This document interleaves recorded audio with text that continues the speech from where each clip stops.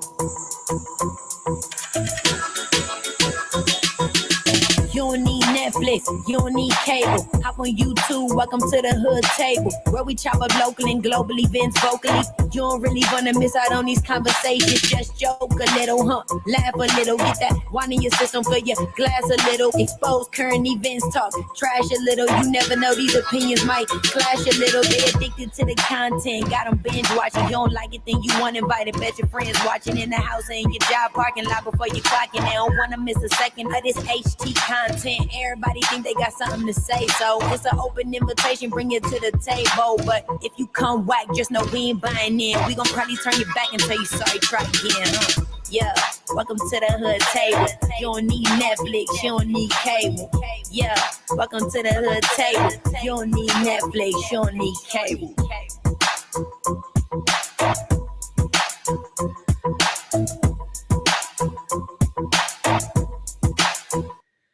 Hey, welcome back, welcome back, welcome back, welcome back, welcome back. Hey, welcome back, hoodies. Thanks for tuning in today. Make sure you hit the like button. Make sure you hit the share button. Make sure you hit the subscribe button. And also, we will be live tonight, 9 o'clock p.m. It is Friday, so Friday Night Live. We got some subjects, some topics to discuss. Y'all know is no holds barred, no topics off limit on Friday Night Live, and anybody can jump on the screen with us. We can have up to 10 people up here on the screen on StreamYard. So throughout the night, we just be continually dropping the link so people can click on the link and jump up here with us if you want to. No pressure, no pressure. But yeah, we open the floor on Friday nights for anybody to speak on any topic, subject, anything from the hood to the White House and beyond. So it can be anything, anything. But again, like the video, share the video, and subscribe to the Hood Table if you're not already subscribed. And today we will be discussing Queen Sugar, and it is season 5, episode 4, early May 2020. So, around the time of last May, a lot of things was going down. A lot of things was shutting down. A lot of people was getting sick. A lot of people was dying. So let's get right into this review. Now, at the beginning of this episode, I was like, well, look at Blue.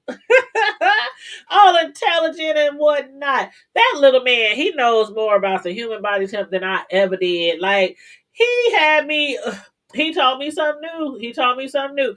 I had no idea that our temp can differ, throughout the day, just things like that. I'm like, these kids, they too smart. They too smart. So yeah, Blue, he is super smart. He is doing really well. He's coming along just fine, with his at home learning, during the quarantine. But on the flip side, his mother Darla is about to lose her doggone mind. I don't know.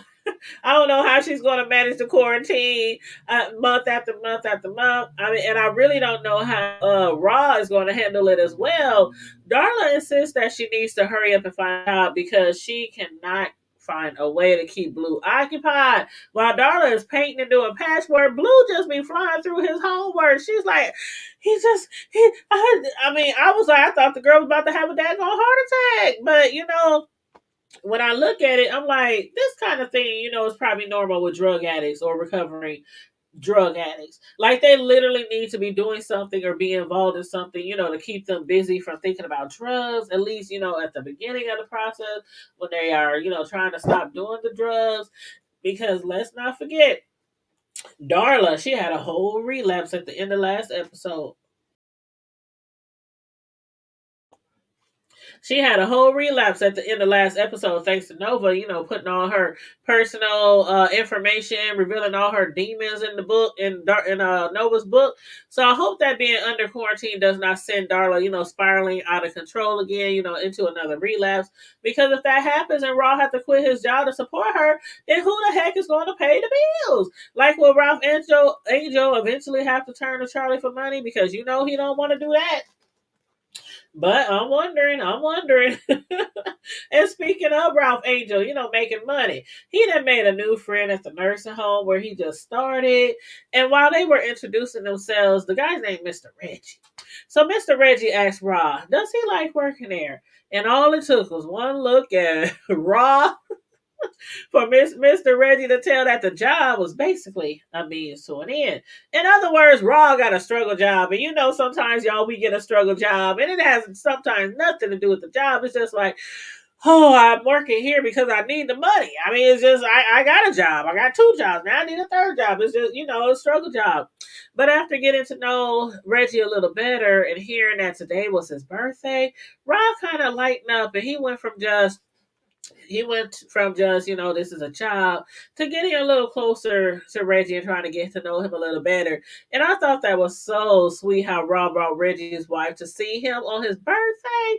Like, even that glass doorway between the couple couldn't even keep them from touching each other. 57 years of marriage.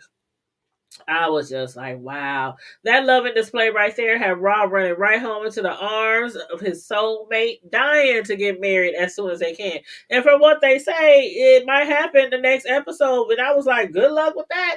Like, are they allowing people to go down to the courthouse just to get married? Like, y'all can't wait to the end of the pandemic? Y'all can't wait another month? Y'all can't wait till the quarantine is over? I don't know. I don't know if that's gonna happen. So good luck with that one. But as far as Nova and Calvin, while eating breakfast with her man, Nova found out that they will be receiving a visit from his oldest daughter. Evidently, this was around the same, time this was around the time last year when all the college campuses were shut down, sending all the students home. And because of that, his daughter wants to quarantine with her father and Nova. And in doing that, Calvin, who's had a strained relationship with his daughter, since the divorce, he hopes that they can reconnect possibly, during the quarantine.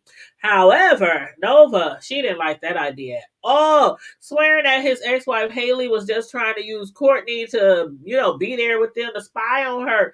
And I get Nova's apprehension. I mean, who wouldn't get it? I totally get it. But if she's going to be with that man, he comes with some baggage, as so does she. So,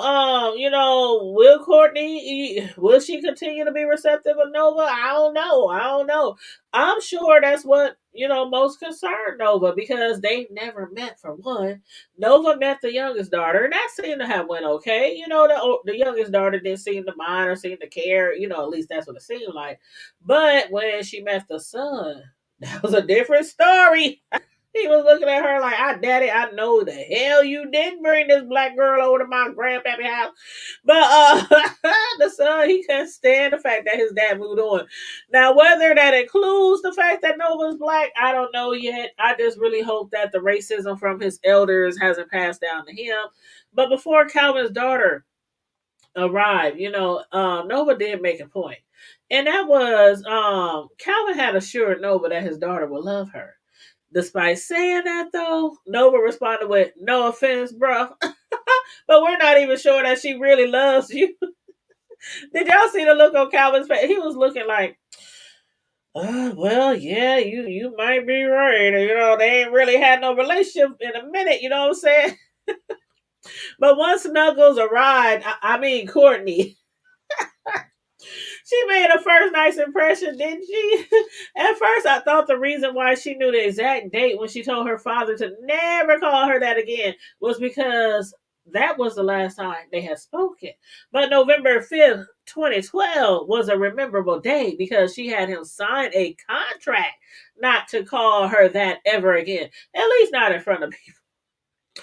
Child, when I tell you that I had the same expression on my face that Nova had on her face, because at first it looked as if Courtney was appalled at the fact that her dad was dating a black woman. But that quickly turned into Courtney telling Nova how much she's heard about her, including, how much she's involved with the true papers. And then she embraced her, she gave Nova a big hug, thanked her for, welcoming her in her house. And I'm like, oh, okay. This is good. I was like, so far, so good. And then later, Nova and Calvin's daughter, over a game of cards, they seem to be getting along just fine. And actually, during the game of poker, were the ladies bonding? Like, did you get a sense that they were actually bonding? When Calvin called his daughter aggressive, like, Courtney was not having that. She did not like that one bit. She went into a spiel, and he was like, Nova, have you been talking to my daughter behind my back? Courtney told her father, ain't that just like a man to call a woman aggressive in a game that is meant to be aggressive? She asked him, when you be playing with your homeboy, with your guy friends, do you tell them not to be so aggressive? Of course not, because it's an aggressive game, just like spades, without the money on the table. Even though some people, they do play spades for money, but not me, though. Not me. I don't gamble. I just sit there and play cards. I argue a little bit, but I don't like to gamble. I don't like. I mean, I win a lot in spades, but I don't like to lose at all. Okay, I can lose spades, but I don't like to lose money. But yeah, Calvin's daughter Nova, they just might make it through the quarantine together. Especially after Courtney mentioned to Nova that she has never seen her father as happy as he has been since meeting Nova. So again, maybe they'll be okay. Maybe. But let's talk about Charlie and her son Micah. Now, Charlie, we all know, is dating somebody, met somebody new. And Charlie and her son, they stuck at the home quarantine and they seemed like they were getting along really well, weren't they? Or, it seemed like it. But as soon as Charlie asked him to tell her about his new girl, Micah was literally saved by the bell. His girl just happened to call once Charlie inquired about her. And you can sense from Charlie just how much she was hoping that Micah will be able to spend some quality time with her, during the quarantine. Because so far, every time she turns around, he's on the phone with his friends or on the phone caking with his new girl. And maybe Micah, he also sensed that because he did come back, and suggested that the two of them sit down, watch the TV together, which really surprised Charlie. And that was mainly because Micah claimed that he actually enjoyed spending time with his mother. And I'm like, oh, that's so sweet. But Charlie was like, I can't tell. But we all know how teens and young adults can be with parents. They might not mind hanging around us on occasions, over their friends, that is. But let them know that we are about to drop some coins on them. Shh. Them kids, they will be on you like white on rice, knowing mom and dad is about to hook them up. But this time, they really did spend some quality time together. Micah even wanted her to explain to him what it was like being pregnant with him as a teenager. Charlie has never told him her experience with having him, while attending college at the same time. And like most student mothers, it wasn't exactly easy for her because of, being the so-called good girl. She was shamed by some of her peers for getting pregnant, or for messing up, as many might call it. But, she had something to prove. So she persevered, graduating from college, top of her class, straight A's, job offers coming at her left and right. And also, there was one person who was not ashamed of her, which was her father. He always had her back, and he was always expressing how proud he was of her, how proud he'll always be of her. And I really hate you guys. This one episode just made me really wonder, why did they start the season off with him being so sick and dying? Because I would have loved to see, how he was, raising them, or, when he was alive, not exactly raising them from children, but even at, his age where he was, just being a parent to them. I would have loved to see that. But, it is what it is. He was a great man. We didn't hear that over and over again, but still, yeah, it would have made a big difference, being able to see him. But oh well. I ain't a writer. So I don't know nothing. I'm just a commentator. I'm just a commentator, so I don't know nothing.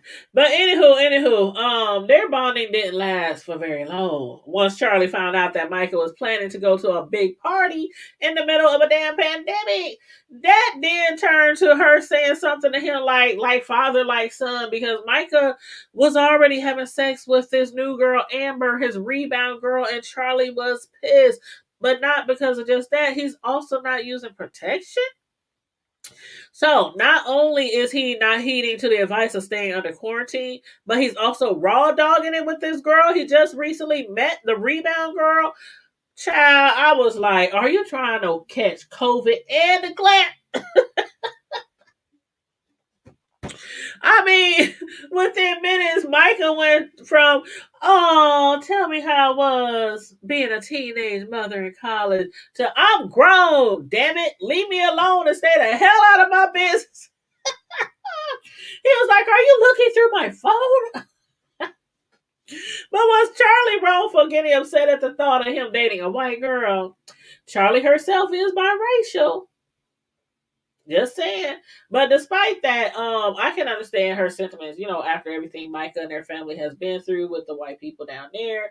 But regardless, she apologized for to Micah for making that comment about him and his father. And I guess, for Micah, him assisting her with going through her files was his way of apologizing to her, because I sure as hell didn't hear not one apology from him.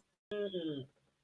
But it is what it is. They at the end of the day seem to have went very well for them too.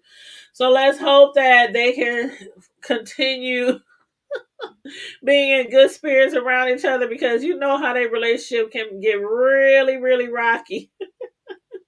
But let's move on to Envy in Hollywood. Hollywood, he did end up driving down to visit his mother, who he has recently, who he has been really concerned about. But during a phone call home to Envy, he expressed how upset he was finding out that, because of CBD-19, his mother couldn't receive any visitors. Then, after receiving a call from Hollywood, Envy got a call from Prosper. And for the first time, Prosper admitted that he's been distant from others because of not knowing who's been tested or not. And I kind of figured that much, just from how cold he was to Nova when she walked all up and through his crib with groceries and supplies. Didn't I say he was looking at Nova like, girl, what the hell is you doing? He had his little, what the hell is you doing up in here? He was like, just drop the bags off on the porch and dry the hell on, woman. But thanks to Envy being understanding of his fears, she promised him that he'll be safe if he comes to stay with them for a bit.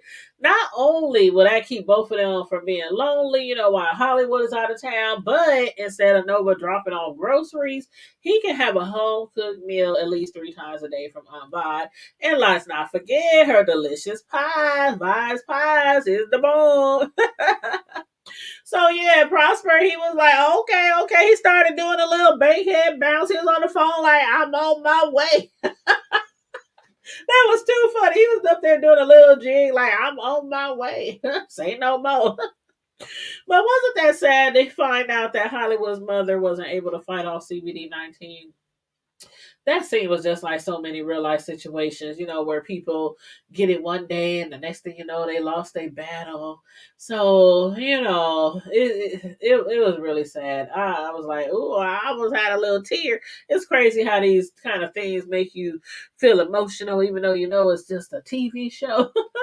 But a lot of these things really happen to people in real life. So I get it.